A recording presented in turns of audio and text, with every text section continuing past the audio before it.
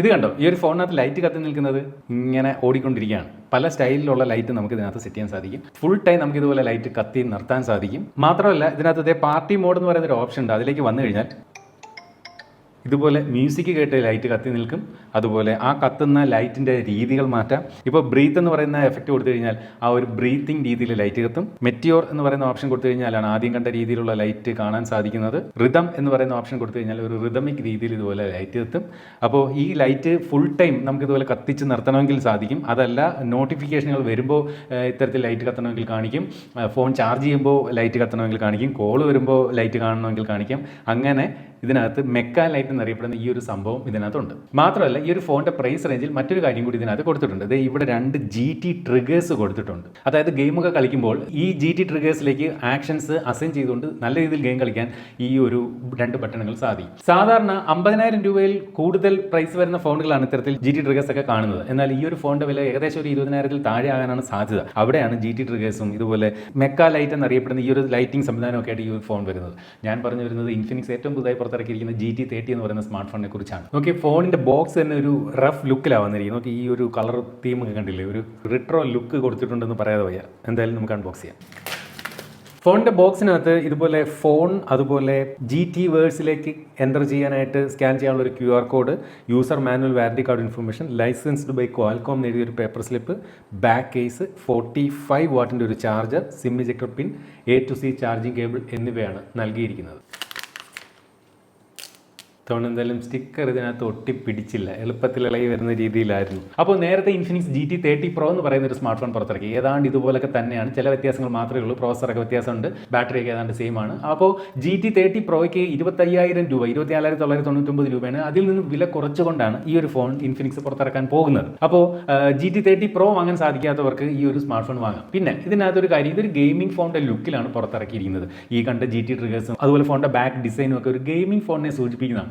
പക്ഷേ എടുത്ത് പറയട്ടെ, ഈ ഒരു സ്മാർട്ട് ഫോണിനകത്ത് 90 FPS ഗെയിമിങ്ങേ ഉള്ളൂ. ഒരു ഗെയിമിംഗ് ഫോൺ എന്നൊക്കെ പറയുമ്പോൾ എൻ്റെ ഒരു പോയിന്റ് ഓഫ് വ്യൂവിൽ ഒരു 120 FPS ഗെയിം സപ്പോർട്ടൊക്കെ വേണം. BGMIൽ 120 FPS ഗെയിം സപ്പോർട്ടൊക്കെ തരുന്ന ഫോണുകളുണ്ട്. പക്ഷേ വേറൊരു കാര്യം അതിനകത്ത് കൂട്ടിച്ചേർക്കേണ്ടത്, 120 FPSൻ്റെ ഗെയിമിംഗ് ഒക്കെ വരുമ്പോൾ ഗെയിമിംഗ് എത്രത്തോളം സ്മൂത്ത് ആകണം എന്നില്ല. കാര്യം ഫോൺ അത്രയും എന്താ പറയുക, കുറച്ചുകൂടി ഫോണിനൊരു ഹെവി ലോഡ് വരികയാണ് ചെയ്യുന്നത്. എന്നാൽ 90 FPS ആണെങ്കിൽ കുറച്ചുകൂടെ ബെറ്ററായിട്ട് ഗെയിം കളിക്കാനുള്ളൊരു സാധ്യത ഈ ഒരു ഫോണിനകത്ത് തുറന്നിടുകയാണെന്ന് എനിക്ക് തോന്നുന്നു. എന്ത് തന്നെയായാലും മനോഹരമായിട്ടുള്ള ഡിസൈനാണ് ഈ ഒരു ഫോണിന് കൊടുത്തിരിക്കുന്നത്. പ്ലാസ്റ്റിക് ബാക്കാണ്, പക്ഷേ കണ്ടു കഴിഞ്ഞാൽ ഒരു ഗ്ലാസ് ബോഡി പോലെ നമുക്ക് തോന്നും. നല്ല ഡിസൈൻ, കാഴ്ചയ്ക്ക് നല്ല ഡിസൈൻ. അതുപോലെ ഈ ക്യാമറ മൊഡ്യൂളൊക്കെ വളരെ മനോഹരമായിട്ട് ഈ ഒരു ഫോണിനകത്ത് കൊടുത്തിട്ടുണ്ട്. ഗെയിമിംഗ് ഫോണിൻ്റെ ചില ക്യാരക്ടറിസ്റ്റിക്സ് അവിടെ ഇവിടെ ആയിട്ട് നമുക്ക് കാണാം. ഇവിടെ ഇൻഫിനിക്സ് GT എന്ന് എഴുതിയിട്ടുണ്ട്. അതുപോലെ ഈ ഒരു ലൈറ്റ് സെറ്റപ്പ് കൊള്ളാം, പോറൽ വീഴാനുള്ള സാധ്യതയുണ്ട്. പക്ഷേ കേസ് എന്തായാലും ഫോണിൻ്റെ ബോക്സിനോടൊപ്പം ഉണ്ട്. പ്ലാസ്റ്റിക് ഫ്രെയിമാണ്. ഈ ഒരു പവർ ബട്ടൺ ഒരു പ്രത്യേക ഒരു ടിൻറ്റ് കൊടുത്തിരിക്കുന്നതായിട്ട് കാണാം, ഒരു ലൈനിങ് അതിനകത്ത് കൊടുത്തിരിക്കുന്നതായിട്ട് കാണാം. ഈ ട്രിഗർ ബട്ടൺ ഗെയിം കളിക്കാൻ വേണ്ടി മാത്രമല്ല എന്നുള്ളതും ഓർക്കണം. ഇനി ഗെയിം കളിക്കാത്തവർക്ക് വേണമെങ്കിൽ എന്തെങ്കിലുമൊക്കെ ആപ്ലിക്കേഷൻസ് ഓപ്പൺ ചെയ്യുന്ന ഈ GT ട്രിഗേഴ്സ് യൂസ് ചെയ്യാം. ഈവൻ ക്യാമറയുടെ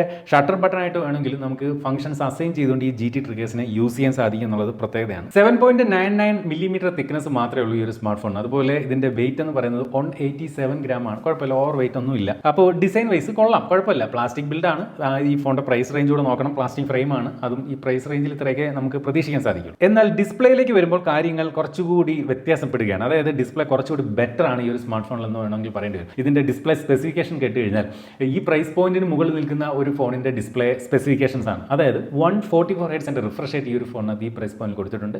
AMOLED LED ഡിസ്പ്ലേ ആണ്. 1.5K റെസൊല്യൂഷൻ ഈ പ്രൈസ് പോയിന്റിൽ കൊടുത്തിട്ടുണ്ട് എന്നുള്ളത് ഒരു വലിയ കാര്യമാണ്. അതുപോലെ 4500 നിറ്റ്സ് ആണ് ഇതിന്റെ peak brightness. Corning gorilla glass 7i protection ഈ ഒരു സ്മാർട്ട് ഫോണിന്റെ ഡിസ്പ്ലേ കൊടുത്തിട്ടുണ്ട്. മാത്രമല്ല 10-bit ഡിസ്പ്ലേ ആണ് ഈ ഒരു സ്മാർട്ട് ഫോണിനകത്ത് ഇൻഫിനിക്സ് നൽകിയിരിക്കുന്നത്. അപ്പോൾ ഈ ഡിസ്പ്ലേ വിഭാഗം മാത്രം നമ്മൾ അടർത്തി എടുത്ത് വെച്ച് കഴിഞ്ഞാൽ ഒരു 30,000 രൂപ ഫോണിൻ്റെയൊക്കെ ഒരു ഡിസ്പ്ലേ പോലെയാണ് ഈ ഒരു ഫോണിൽ നൽകിയിരിക്കുന്നത്. ഓക്കെ, ഈ ബസ്സിലുകളൊക്കെ വളരെ തിന്നാണ്, 4 സൈഡിലെ ബസ്സിലുകളും തിന്നാണ്. അപ്പോൾ എനിക്ക് ഇതിനകത്ത് ആ ഒരു സ്പെസിഫിക്കേഷൻ കാര്യങ്ങൾ കേട്ടപ്പോൾ ഇതിന്റെ ഡിസ്പ്ലേ ആണ് എനിക്ക് ഏറ്റവും ബെറ്റർ ആയിട്ട് ഈ ഒരു ഫോണിനകത്ത് തോന്നുന്നത്. അടുത്തതായിട്ട് പെർഫോമൻസ്. MediaTekന്റെ Dimensity 7400 എന്ന് പറയുന്ന 5G പ്രോസറുമായിട്ടാണ് ഈ ഒരു സ്മാർട്ട് ഫോൺ വരുന്നത്. അടുത്തിടെ നമ്മൾ ചെയ്ത 1-2 ഫോണുകളിൽ ഇതേ പ്രോസറുമായിട്ട് വന്നിരുന്നു. iQന്റെ C10R എന്ന് പറയുന്ന സ്മാർട്ട് ഫോൺ, അതുപോലെ Motorola G86 Power എന്ന് പറയുന്ന സ്മാർട്ട് ഫോൺ. എൻ്റെ ഓർമ്മ ശരിയാണെങ്കിൽ iQ C10R 17,500 5,500 അതുപോലെ മോട്ടറോള വന്നിട്ട് 17-നുമാണ് സെല് ചെയ്യുന്നത്. ഇതേ പ്രോസസർ 7400 എന്ന് പറയുന്ന മീഡിയടെക്കിൻ്റെ പ്രോസസർ, അതേ പ്രോസസറുമായിട്ടാണ് ഈ ഒരു ഫോൺ വരുന്നത്. അപ്പോൾ അണ്ടർ 20,000-ൽ ഒരുവിധം നല്ല ഒരു പ്രോസസർ എന്ന നിലയിലാണ് നമുക്ക് മീഡിയടെക്കിൻ്റെ ഡയമൻസിറ്റി 7400 എന്ന പ്രോസസറിനെ കാണേണ്ടത്. ഇതിൻ്റെ ഒരു ആന്റിറ്റ്യൂഡ് സ്കോർ ക്ലെയിം വരുന്നതെന്ന് പറയുന്നത് ഏകദേശം 7-7.5 ലക്ഷം ആ ഒരു റേഞ്ചാണ്. അപ്പോൾ നിങ്ങൾക്ക് ഭയങ്കര പെർഫോമൻസ് ഉള്ള ഒരു ഫോൺ എന്ന രീതിയിലൊന്നും നമുക്ക് ഇതിനെ അതുകൊണ്ട് കാണാൻ പറ്റില്ല. നേരത്തെ ഞാൻ പറഞ്ഞാൽ BGMA-ലൊക്കെ 90 FPS സപ്പോർട്ട് മാത്രമേ ഈ ഒരു ഫോൺ സമ്മാനിക്കുന്നുള്ളൂ. പക്ഷേ എന്തുകൊണ്ടോ ഈ ഒരു ഫോണിനെ GT എന്ന പേരൊക്കെ ഇട്ട് ഒരു ഗെയിമിംഗ് ഫോണായിട്ടാണ് ഉയർത്തി കാണുന്നത്. ആ GT എന്ന ഒരു ഗെയിമിംഗ് ഫോണിന്റെ പേരിനോട് അത്ര കണ്ട് നമുക്ക് കൂട്ടിച്ചേർത്ത് വയ്ക്കാൻ പറ്റാത്ത ഒരു പ്രോസറാണ് ഈ പറയുന്ന 7.5 ലക്ഷം ആന്റിറ്റ്യൂഡ് സ്കോറൊക്കെ സമ്മാനിക്കുന്ന മീഡിയടെക്കിന്റെ ഡയമൻസിറ്റി 7400 എന്നുള്ളത് ഓർത്തിരിക്കണം. കാരണം GT30 Proയിൽ കൊടുത്തിരുന്ന പ്രോസസർ മീഡിയടെക്കിന്റെ ഡയമൻസിറ്റി 8350 എന്ന് പറയുന്ന പ്രോസറാണ്. അതിന് ഉണ്ട് ഏതാണ്ട് 1.4 മില്യൺ ആന്റിറ്റ്യൂഡ് സ്കോർ. ഇതിന്റെ ആന്റിറ്റ്യൂഡ് സ്കോർ വരുമ്പോൾ ഏകദേശം അതിന്റെ പകുതി ആന്റിറ്റ്യൂഡ് സ്കോർ മാത്രമേ വരുന്നുള്ളൂ. എന്നിട്ടും ഫോണിന്റെ പേരിനോടൊപ്പം GT കിടക്കുന്നു എന്നുള്ളതാണ് അതിശയം.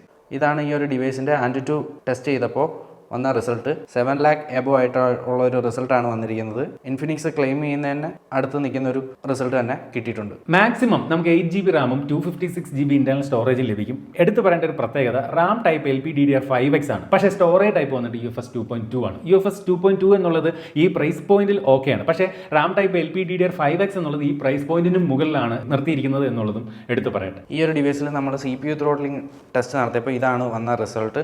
CPU throttle to 79% of its maximum performance. 79% CPU throttling മാത്രമാണ് ഈ ഒരു ഡിവൈസിൽ ഉണ്ടായിട്ടുള്ളത്. ബാറ്ററി സൈഡിലേക്ക് വന്നു കഴിഞ്ഞാൽ ഇതിന്റെ മുൻഗാമിയായിട്ടുള്ള GT30 Proയും അതുപോലെ GT30യും ഒരേ ബാറ്ററി സെറ്റപ്പാണ്. 5500 mAh ബാറ്ററി വിത്ത് 45 വാട്ടിന്റെ ഫാസ്റ്റ് ചാർജിംഗ് സപ്പോർട്ട്. പക്ഷേ ഈ പ്രൈസ് പോയിന്റിലുള്ള മറ്റ് ചില ഫോണുകൾ 45 വാട്ടിന് മുകളിൽ ബാറ്ററി ചാർജർ നൽകുന്ന ഫോണുകൾ ഉണ്ട് എന്നുള്ളത് മറക്കരുത്. ക്യാമറയിലേക്ക് വരുമ്പോൾ ബാക്കിൽ 2 ക്യാമറകളാണ്. കഴിഞ്ഞ GT30 Proയിൽ പ്രൈമറി ക്യാമറ 108 MP ആയിരുന്നെങ്കിൽ ഇവിടെ 64 MP പ്രൈമറി ക്യാമറയിലേക്ക് കുറഞ്ഞിട്ടുണ്ട് എന്നുള്ളത് വില കുറയ്ക്കുന്നതിന് വേണ്ടി എന്നുള്ളത് മാത്രമാണ് വ്യത്യാസം. പിന്നീടുള്ള ultra wide angle camera 8 MP തന്നെയാണ് 2 ഫോണിലും. അതുപോലെ സെൽഫി എടുക്കുന്നതിന് വേണ്ടി ഇത്തരത്തിൽ സെന്റർ പഞ്ച് ഹോൾ ക്യാമറയായിട്ട് 13 MP സെൻസറും കൊടുത്തിട്ടുണ്ട്. ബാക്ക് ക്യാമറയിലും സെൽഫി ക്യാമറയിലും 4K 30 FPS വീഡിയോകൾ നമുക്ക് ഷൂട്ട് ചെയ്യാൻ സാധിക്കും എന്നുള്ളത് വലിയ കാര്യമാണ്. എന്നാൽ ഇതിന്റെ വൈഡ് ആംഗിൾ ക്യാമറയിലേക്ക് വരുമ്പോൾ നമുക്ക് 2K റെസൊല്യൂഷൻ 30 FPS വീഡിയോ മാത്രമേ ഷൂട്ട് ചെയ്യാൻ സാധിക്കുകയുള്ളൂ. സോഫ്റ്റ്വെയർ സൈഡിലേക്ക് വന്നു കഴിഞ്ഞാൽ ആൻഡ്രോയിഡ് 15-ലാണ് ഈ ഒരു ഫോൺ പ്രവർത്തിക്കുന്നത്. ഇൻഫിനിക്സിന്റെ XOS 15 എന്ന് പറയുന്നത് ആണ് ഇതിന്റെ ഒരു സ്കിൻ അതിന്റെ മുകളിലുള്ളത്. ബ്ലോട്ട് വേസുകൾ എന്തായാലും അധികമൊന്നും ഇല്ലെന്നേ പറയാൻ പറ്റും, പക്ഷേ ഉണ്ട്. കഴിഞ്ഞ ഇൻഫിനിക്സ് ഫോണുകളിൽ നിന്ന് കുറച്ച് ബ്ലോട്ട് വേസുകൾ കയറുന്നതായിട്ട് കാണാം. ഇതൊരു ഗെയിം 2, അപ്പോൾ 8 തേർഡ് പാർട്ടി ആപ്ലിക്കേഷൻസ് ഇതിനകത്ത് ബ്ലോട്ട് വെയർ ആയിട്ട് കടന്നു കൂടിയിട്ടുണ്ട്. കുറച്ചുകൂടി ക്ലിയർ ആയിരുന്നു നേരത്തെയുള്ള അടുത്തിടെ വന്ന ഇൻഫിനിക്സിന്റെ മറ്റ് ഫോണുകൾ. 2 ആൻഡ്രോയിഡ് അപ്ഡേറ്റ്, ആൻഡ്രോയിഡ് 15 ആണ്, ആൻഡ്രോയിഡ് 17 വരെ പോകും. 3 വർഷത്തെ സെക്യൂരിറ്റി അപ്ഡേറ്റും ഈ ഒരു ഫോണിനകത്ത് ലഭിക്കും. ഫോൺ സ്റ്റീരിയോ സ്പീക്കറുകളാണ് നൽകിയിരിക്കുന്നത്. തരക്കേടില്ലാത്ത ക്വാളിറ്റി സൗണ്ട് തന്നെ ഈ ഒരു സ്മാർട്ട് ഫോൺ സമ്മാനിക്കുന്നുണ്ട്. അതുപോലെ ഇതിന് ഹൈറസ് ഓഡിയോ സപ്പോർട്ട് നൽകിയിട്ടുണ്ട്. ഇൻ ഡിസ്പ്ലേയിലാണ് ഇതിന്റെ ഒരു ഫിംഗർ പ്രിന്റ് സംവിധാനവും കൊടുത്തിരിക്കുന്നത്. ബ്ലൂടൂത്ത് വെർഷൻ 5.4 കൊടുത്തിരിക്കുന്ന ഈ ഒരു ഫോൺ IP64 ആണ് ഡസ്റ്റ് ആൻഡ് വാട്ടർ റെസിസ്റ്റൻസ് കൊടുത്തിരിക്കുന്നത്. ഈ പ്രൈസ് പോയിന്റിൽ ഇതിനും ഹയർ ആയിട്ടുള്ള dust and water resistance certifications ഉള്ള ഫോണുകൾ ഉണ്ട് എന്നുള്ളത് ഓർക്കേണ്ടതാണ്. Wi-Fi 6 നൽകിയിരിക്കുന്ന ഈ ഒരു ഫോണിൽ cyber blue, pulse green, blade white എന്നീ 3 നിറങ്ങൾ ലഭ്യമാണ്. നമ്മൾ ഇവിടെ പരിചയപ്പെടുന്നത് സൈബർ ബ്ലൂ എന്ന കളർ വേരിയന്റ് ആണ്. അടുത്തതായിട്ട് പ്രൈസിംഗ് ആണ്. ഞാൻ പറഞ്ഞില്ലേ, ഈ 6400 എന്ന മീഡിയടെക്കിന്റെ പ്രോസറുമായിട്ട് വന്ന IQ C10R 17500, Motorola G86 power 17,000 രൂപയ്ക്ക് കിട്ടും. അപ്പോൾ